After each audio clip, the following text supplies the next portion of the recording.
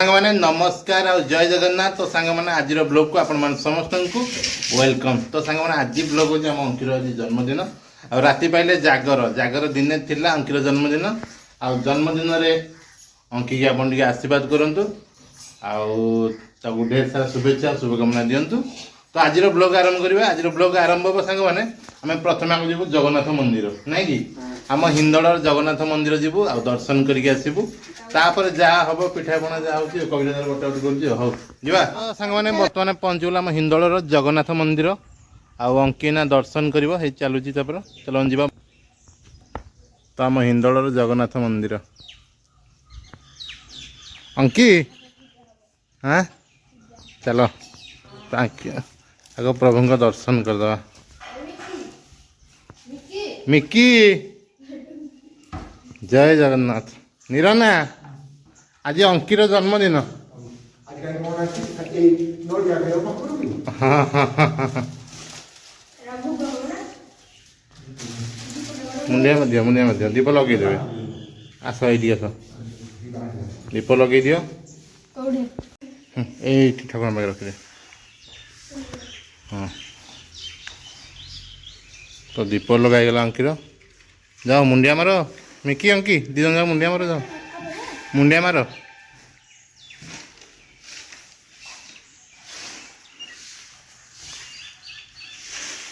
बर्तमान पूजा सरीगला तापर आम घर को बाहर।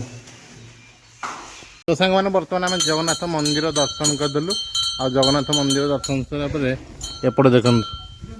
हाँ एपटे देखु आमर अंकी मिकी घर बाहर पुओ शिव ठाकुर ना हाउ हाउ लगुच दर्शन सरीगला बढ़िया भागे।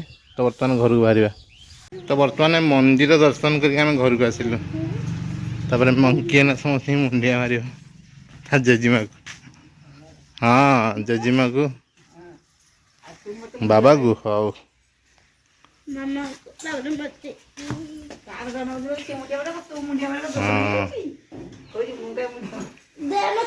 हाँ मो ते तू मारू तू भाई मारे भाई मुंडिया मारे भाई मुंडिया मारे हो बाबा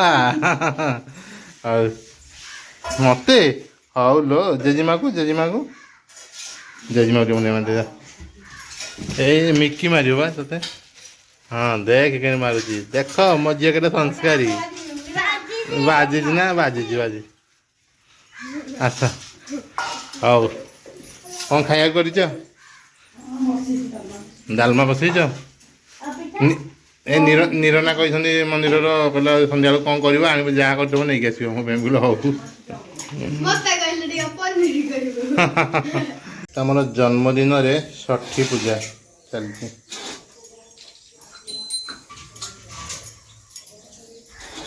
टी शर्ट ठाकुर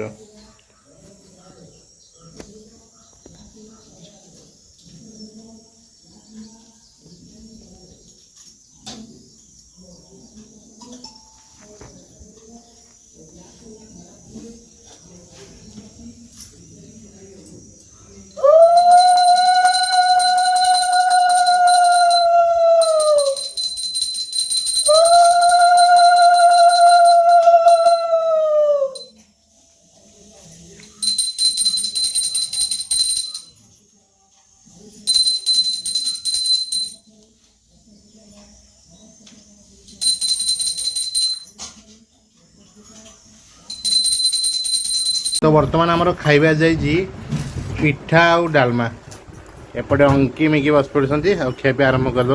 हौ मिकी आरंभ कर दियो डालमा रे गोले की खाओ केमती लगुच कह बढ़िया लगुच अंकी रेडी खाओ। तो बर्तमान खाईदे पिठा आउ चकुली पिठा और डालमा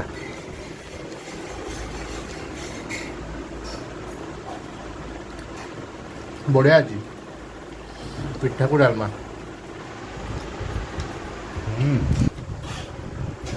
खाओ खाओ।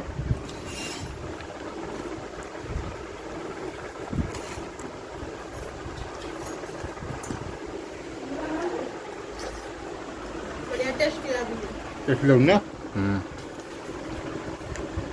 खा दियो कि ଆରେ କ'ଣ କରୁଛ ଏଇନା?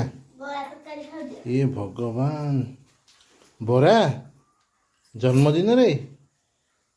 ଜନ୍ମଦିନରେ ସ୍ପେଶାଲ ବରା ହେଇଛି। ଅଙ୍କିତାର ଖାଉଛି ଏପଟେ, ଆଉ ମିକି ବି ତାର ଏପଟେ ଖିଆପିଆ ଚଲେଇଛି ତାର। ଆଉ ଏପଟେ ଆମର ଛଣା ଚାଲିଛି।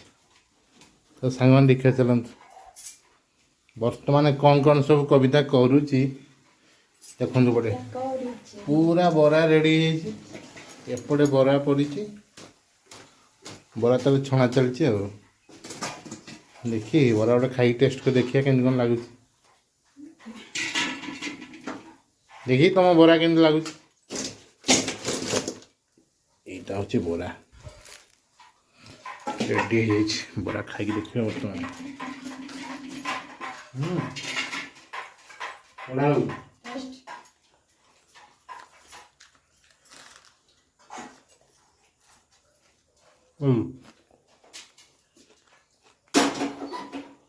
ସାଙ୍ଗମାନେ ରାତିର ଖାଇବା କିଛି ଏମିତି ଥିଲା, ପିଠା ବରା। ସେପଟେ ମୋ ବୋଉ ବଇଛି, ଅଙ୍କି, କବିତା, ଆଉ ଏପଟେ ମୁଁ ବସିଛି। ଆଉ ତ ବର୍ତ୍ତମାନ ରାତିର ଖିଆପିଆ ଚାଲିବ।